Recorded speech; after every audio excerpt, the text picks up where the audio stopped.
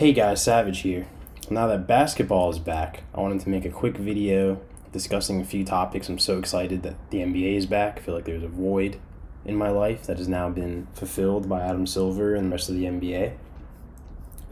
So before I get started, a couple of housekeeping updates here. I'm currently playing Ghost of Tsushima and Paper Mario, and reviews for those will be coming out in the upcoming weeks. I'm taking my time with Ghosts of Tsushima right now. I'm loving it. That's what I will say on it right now. And I'll have a more detailed review out soon. So let's go ahead and get started. So the NBA is back and the bubble's in full force. There has been 0 positive tests since the bubble has been implemented, since it started. I know a couple players had the Rona, like Westbrook and obviously Gobert, but they're good. They got tested again, they went through their quarantine, and they're ready to play. And I'm ready to watch them play.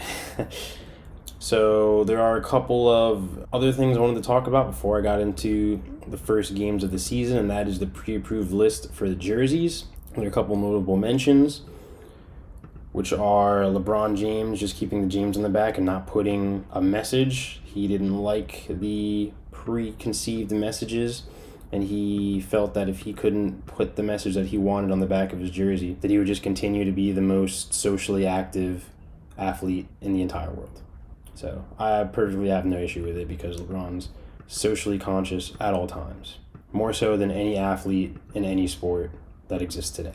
Jimmy Butler is keeping his jersey blank, which I liked a lot. It's supposed to signify that without the NBA, he would be just like the rest of the black community, unheard. And I think that that's genius. And, Miami Heat, Jimmy Buckets. There have been a couple of reports of players inviting other people into the bubble, which I'm pretty upset with because all it takes is one stupid night, one stupid idiot to ruin the entire season. It's just very irresponsible. So hopefully that gets nipped in the bud.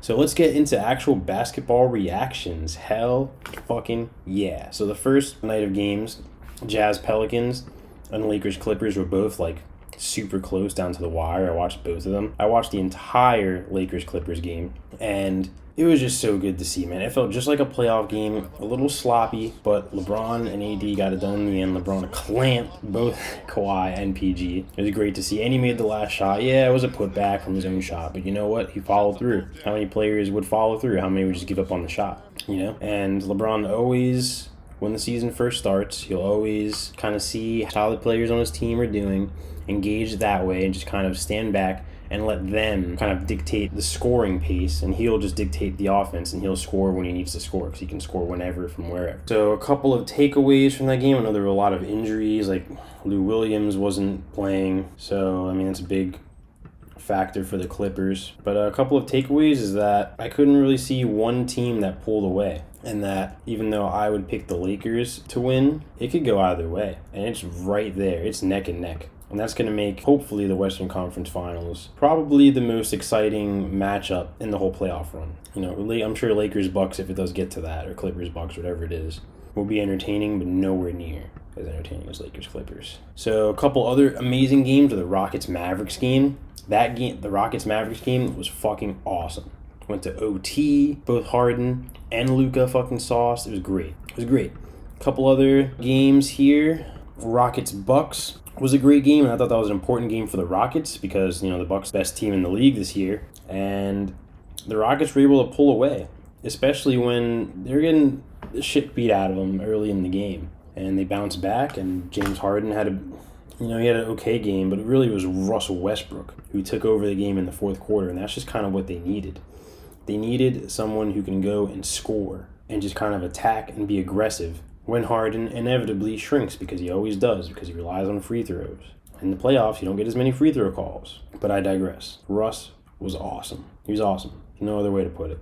The Heat-Nuggets game, not that much of an entertaining game. It was for the first half or so, but my Heat pulled away, and it's great to see. And I'm really excited to see this Heat-Celtics game. I'm recording this the day of the Heat-Celtics game, a couple days after the weekend, after I've had time to sit with it. The Lakers-Raptors game was another big one. Not the Lakers lost, but, they're not going to win every game. The Raptors are a good team. They have a lot of good shooting, and the Lakers aren't really too worried about facing the Raptors. They pretty much have the number 1 seed clinched they don't gotta break their backs trying to beat the Raptors without Kawhi. You know what I'm saying? So all in all, super excited for the NBA to be back. I'm probably going to be putting out one video every couple of weeks, especially because I got the reviews with Ghost coming out, and I want to let things sit. I'll be putting out a couple more videos when it gets closer to playoff time, my playoff predictions, my finals predictions. But for now, NBA is back. Let's fucking go.